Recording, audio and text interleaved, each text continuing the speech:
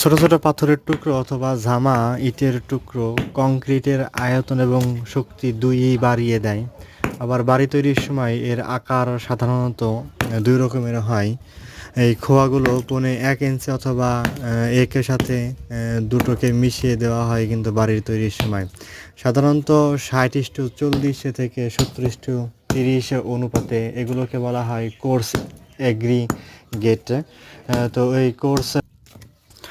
Course aggregate বাছাইয়ের কথা যদি বলি, এগুলো ঘনাকার এবং ধুলাবালি মাটি ছাড়া কিন্তু হওয়া খুবই ভালো হয়। এগুলো বিভিন্ন আকারে হওয়া যায়, এক একটা উপকরণের ক্ষেত্রে এক এক ধরনের হয়ে থাকে।